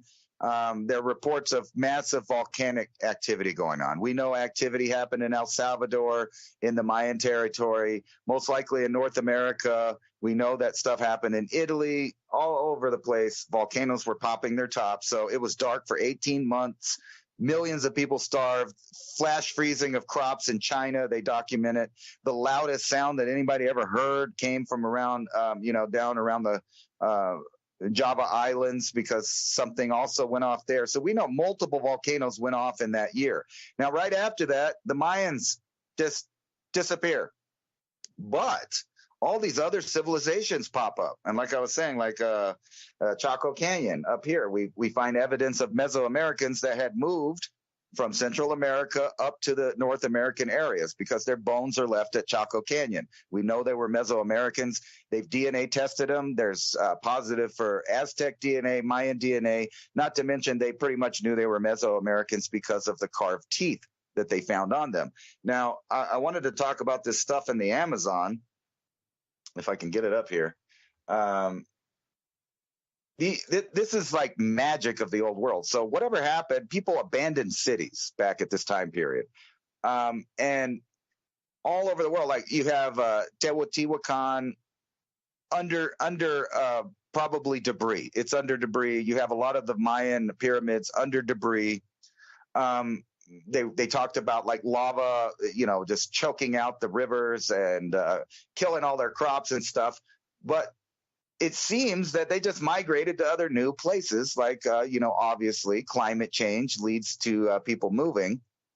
And there's a secret that's no one could ever figure out that was down here in the Amazon. It's how did they grow their foods inside the jungle when the soil doesn't support food growing? Well, they were creating it by using composting materials, by burning, making ash and stuff. And now we're finding the remnants of populations that are just unimaginable, hidden in the forest down there. That pops up right about 600 AD, the same exact time period that other people pop up. So you also got the Paracas culture and the Wari culture that just pop up to dominance at that time. So you see, and we know that the DNA from the Paracas people and the Wari people had European, Eurasian DNA in it. They were redheaded. Some of them were blonde. They had elongated skulls. So we know there was massive migrations of people all over the place. I'm having trouble. Here it is. Finally found it right when I was going to say I couldn't find it.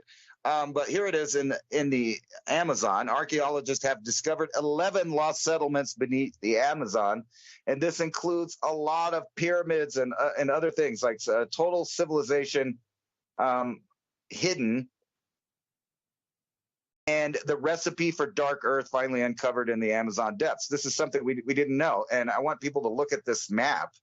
And you see the sacred geometry. And if you've seen this map, you've seen this all over the world. It's a celestial calendar. They were marking the times. And you see exactly that they had, a whole forest mapped out. Inside here, they had gardens. And they replaced the trees. We're talking about a massive human undertaking to get to the point where they created a living farming permaculture forest that supported a massive population. And we're talking big cities. And now they weren't built out of stone. They were built out of, wood and mud and different things like that. But the point that I'm making is that even though a calamity happened all over the world, which, by the way, according to that graph, is one of the smaller ones, right? This is one of the smaller little dips on that graph over time. people had to change their whole fundamental way of life, it seems. And they started migrating to new places with new foods, but they had technology with them. They already knew how to transform this forest into agriculture and farming land. And we're just finding, and here's this one about this Bronze Age hexagonal pyramid, not like anything found in the Eurasian steppe. We keep finding these new civilizations, and every single time they have sacred geometry, complex mathematics, and an indication that they had information from their ancient world. And they are in our ancient world. So it's not like, you fast forward, you get Plato and different people talking about that. So now we have this uncovering of the last time that this happened at the exact time as we're talking about a reconfiguration of the world's knowledge and a whole new way of living for all human beings.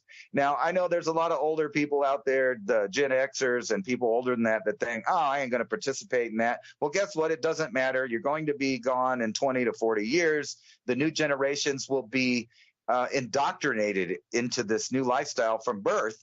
And at the same time, like I've said before, scientists are trying to bring back, not in a science fiction movie like Jurassic Park, but in real life, animals from Pleistocene areas all over the earth, which tells me they think it might get colder in the future.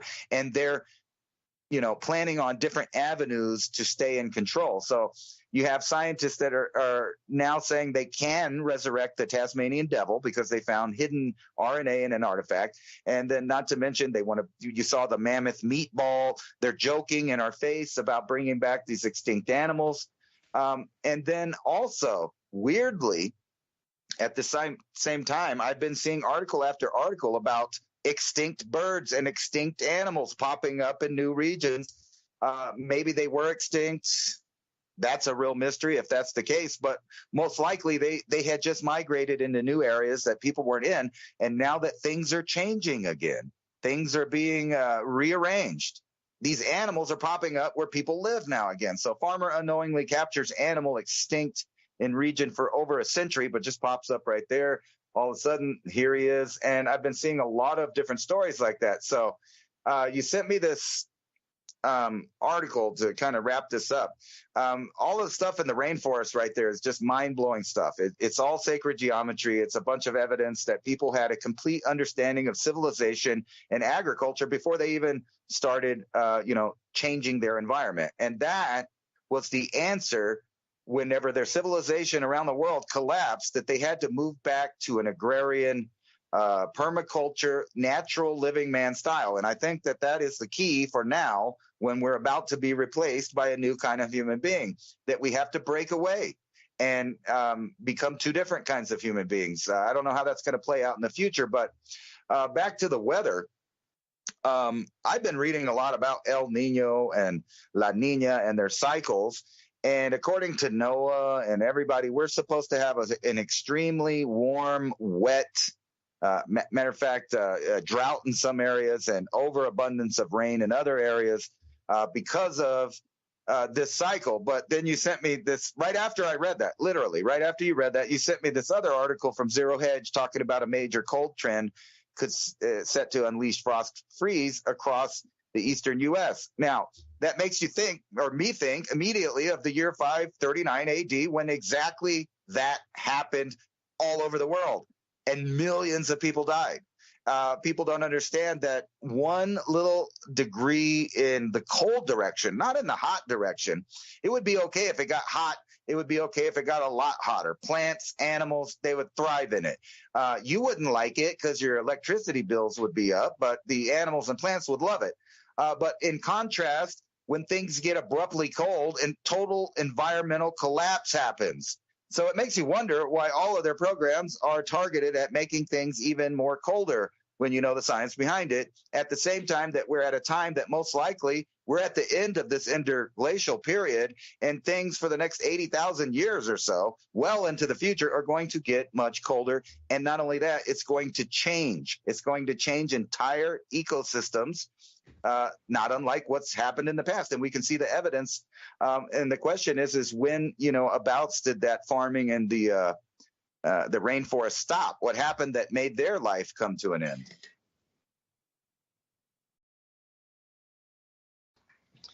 Not really sure, but if you could come back to the graph with me of the ice cores and the temperature data set, because when you were looking at that, you spurred that idea. I was looking back at the 8.2 K event, which is 8,200 years prior to modern day. So that's one of the largest drop-offs in the entire 10,000 year record there.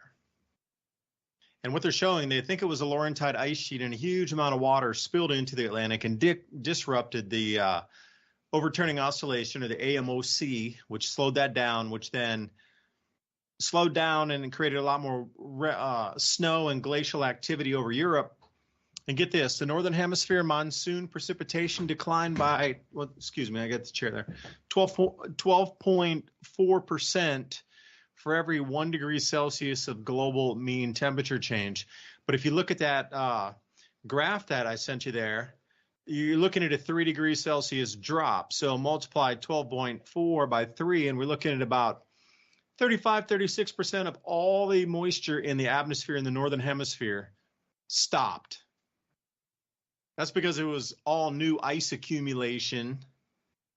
Because if the overturning oscillation stops, and this is what the day after tomorrow is predicated on, that movie's based on the AMOC shutting off because of too much meltwater pumping in the same exact area. So really what the day after tomorrow was trying to explain to you the 8.2 K event. And then if you look in the Southern Hemisphere, they have some numbers for you there too. 4.2% drop in moisture for every 1 degree Celsius drop in temperature. So you're looking at 4.3 or 4.2 times 3. So around 13% of all the moisture in the Southern Hemisphere was disrupted. So obviously agriculture would have been unbelievably affected, not only by 3 degrees Celsius, which is approximately 7.5, almost 8 degrees Fahrenheit, globally cooler for 160 years. But then all the precipitation changing and morphing is one thing. But what happens? Okay, so then it stabilizes after 160 years. So imagine those people. Okay, they went through a traumatic experience. It's third or fourth generation. So if you're thinking, 40 years per generation? And we're looking at 4 of those. So like third or fourth generation into it, they're like, finally, the weather pattern's stabilized. We're going to understand how to plant and harvest again. And a bit way more than 100 years. And then suddenly everything disrupts again. Because whatever the trigger was for the AMOC to freshen that water to allow glaciers to form in England turned off again. And then suddenly it started to rise and warming. And you see that giant, just as quickly as going into that 8.2 K year event, straight out of it again. So what was the trigger for that? Straight out of that again. Because there wasn't anything back then to really cause CO2 warming. And these are the types of things I'm fascinated by. Take a look up there, and 160 years. So they were saying it was like a 100-year-long pulse of cold water that came in and disrupted everything. But what about the population of the planet? See, it was coming out of the Younger Dryas era, and it had been warming up since 12,000 years prior. So by the time you get to 8,000 years, they had 4,000 years of relatively stable climate to form a society, a civilization. I mean, they're telling us that we built the pyramids. If you want to go with the classical timeline, don't hold me to it. I'm just saying, the devil's advocate. You want to use the traditional timelines from the Mayans 3,600 years ago, or I'll even give you 4,000 years ago until today. And we went from pharaohs on obsidian rocks to pyramids to supercomputers in 4,000 years. Okay, well, from 12,000 years to 8,000 years prior, then what did they do with that 4,000 years of rising temperatures and ever increasing food production? You know, there's a huge missing piece of our history at that point. But that the main crux of it got wiped out. But from them, it never really gets very stable. You know, it's been up and down and up and down and up and down. So the stability of our climate is the thing that Look at the ups and downs on that chart. I mean, every time there's a drop in temperature, that's a civilization collapse. It usually happens over 100, 150 years. And we are definitely at another one right now, so you can see why. Powers that be, for a better term, that have been in control and doing this for 6,000 or 7,000 years, know the cycle's back again. We're at a disruption point, a restructuring point, a reset, whatever you like to call it, because of the natural mechanisms at work, but the elite are riding on top of this to get a greater outcome. Are we dropping back into an ice age? I am not sure, but when you look at the temperature chart across the last 10,000 years, we are definitely, even with what you consider maximum heating where we sit today, we would still be the fourth coldest, looking over the last, 10,000 years. Now, for me, that doesn't bode well, knowing that we're at the end, and we're actually in the longest interglacial in the last 3 million years, or actually 2.8 million years. This interglacial we're in now is the longest one. That's a long time, 2.8 million years, and this is the longest interglacial we've had between those 100,000 year spates of glacial activity. Our interglacial right now is approximately 1,000 years longer than the average. At least 1,000 years. Some say 2. The records, you're talking about millions and millions of years. So an extra 200 years on that way or this way, that's a rounding error. When you're talking about 2.8 million years, and then you want to, 200 years out of 2.8 million, that's like the fourth zero rounding error down. So when you start to look at these disruptions in humanity over time, I don't know. There's too many overlaps of ridiculous, planned, maniacal terraforming, shifting of humanity on purpose for it to be a coincidence. But then again, I'm holding a Bigfoot for President 2024 sticker, so maybe I'm the oddball out here. I'm not sure, Ransom.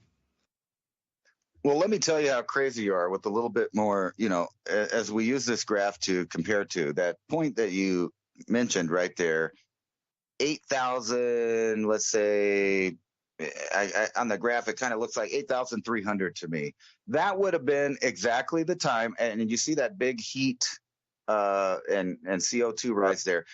We don't know what anybody was doing really right there between 99.25 and about 8,300. But what I can tell you did happen about 5,400 BC, exactly right there, is the first city of Eridu, however you want to pronounce that. That's exactly when the Sumerian civilization began, according to archaeologists, that about 8,300 years ago. And at that time, they just popped up, right? They just popped up. They had running water, they had writing, they had schools, they had documents and contracts and beer and farming and all that. They already knew how to do it. They just pop up right there, fully formed. And I also want to point out that each one of those dips that you see are actually good periods of times for human being. If you go to that second dip right there, that would mark the beginning of the Bronze Age, wouldn't it? About 5,300 years ago. There's a dip right there, and then you have the Bronze Age. It warms up again. And so you can see that every single one of these ups or downs is the beginning and the end of some kind of empire or civilization. So who knows what was right before 8,300 years ago during that big warm period. We know we have places like, further back in time, like Göbekli Tepe, where they were erecting large stones. I'm more than positive, in my opinion, that the Great Pyramids go back to that time or before the Sumerians, because there's several indications that the Sumerians were talking about the Great Pyramids of Giza as already being there some 8,000 years ago. And then you roll forward, like I said, all the way up here to 5,000 years ago, that second dip. That is right where they start the Mayan calendar, or what's known as the Mayan calendar now. Actually was the Olmec calendar, right? But that civilization disappeared right before the transition there. And we don't know exactly who they were or what they were doing or any of that. A lot of conjecture. But this thing keeps going here, and then we get up to way up here by where we're at, and the whole last 1,000 years of advancement in human civilization has occurred in this little cold period right there. And you can go back. Each one of these dips right during was the beginning of some kind of complicated civilization that started agriculture on a large scale. And then something happens, it gets really hot, right? It goes back to normal. You don't hear much about them for a while. It's just like the Sumerians drop off the map for a little while also, and then pop back up as Mesopotamians, Babylonians, etc., like they taught you in school, never using the word. And Hittites and Assyrians, right? Right. And then so every single one of these dips, I'm sure that you could correlate to some kind of empire collapse or the beginning of a new era of empires, like I was referring to in South America, because we know, like I said, we know the Paracas people kind of rose to power. Tiwanaku culture also came to power. And we know the Tiwanaku culture built a whole city there made out of megalithic stones from someone else's civilization that was right up the hill. And we call that Gobekli Tepe, probably back there in the 9,000 to 8,000 range when it was constructed, in my opinion. And I wanted to talk to you about this last idea while we still have a couple of minutes. We talk a lot about the magnetic field changing, and I have this theory that at one point human beings on Earth, and this would be the time period, I think probably pre 8,000 years ago, probably back into the Younger Dryas era, where human beings didn't need writing, meaning that, everybody always wonders how they built places like Cusco and different stuff. There's no writing on any megalithic stones around the world, except for people that came along and wrote on the outside of it and tried to claim it as their own. And you could tell the technologies are totally different. But my point being, we always assumed that they had to have some kind of writing. Otherwise, how could you convey complex ideas like construction to someone? But I was thinking that maybe there was a time that we may be going into again. And that's why all of this rush to connect everyone to technology is that there was at some point a time where human being could just look at someone and convey an entire idea with no misunderstandings, no confusion or ideas left out because of limited writing styles. You would have a whole idea conveyed from one person to another person. And that may explain why all the complicated buildings on Earth, all of them, the oldest, the biggest, the most complicated, have no writing attached to it. What's your thoughts? Well, I'm looking at the chart there and thinking, all right, so you have those dips that are very discernible, like 1156 AD. And then if we go back into before the birth of Christ, 4771 years prior. So I'm wondering, those people that were living in, like, say, 1156 AD, what were they hearing about the prior society and civilization that was discussed 4,700 years ago? Because that would have been a 3,000-year time difference between them. A little more even. So I'm wondering, what are the stories that were circulating around, just as we discussed today, about prior civilizations, looking at charts, hearing, reading, discussing with others who've already done an enormous amount of research on said things. I'm wondering, what were they told about coming into the Minoan warming period and the collapse of that some 3,100 years ago? And then the resubsistence and reemergence into a warm period, the Roman warming, and then the drop off of that, say 1,700 years ago.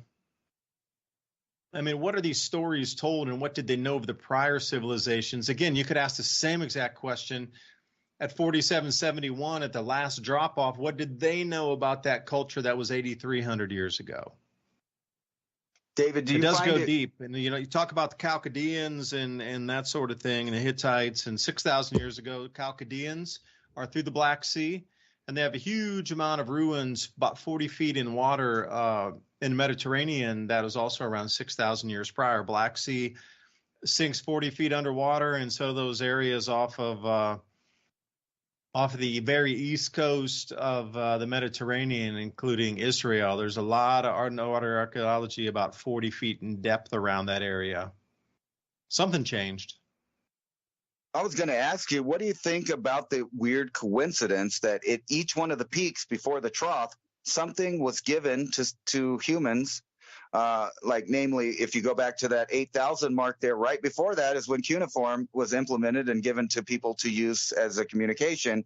And then when you go back up there to 477.1 at the bottom of the trough, you look back to the peak. At the peak was when the Olmec calendar was passed on to the Mayans, and they created that calendar. That's where, it starts there. How did they know that there was going to be a peak afterwards? It's almost like they knew exactly on this graph. Like if they were looking at the graph themselves and they thought, you know what, things are about to get tumultuous. We need to make something that keeps civilization going. And then we fast forward to our little bump up here, and it seems they're doing the exact opposite. They're about to hand us something, and it ain't going to be as useful as the precession of the equinox. It'll be something more like what we talked about, a completely integrated idiot system where you need an ID to enter into the Internet of Things. Will I get the wind-up toy with that, or will I get the set of Legos? You will have no celestial knowledge. You will not know anything about solar cycles, civilization cycles.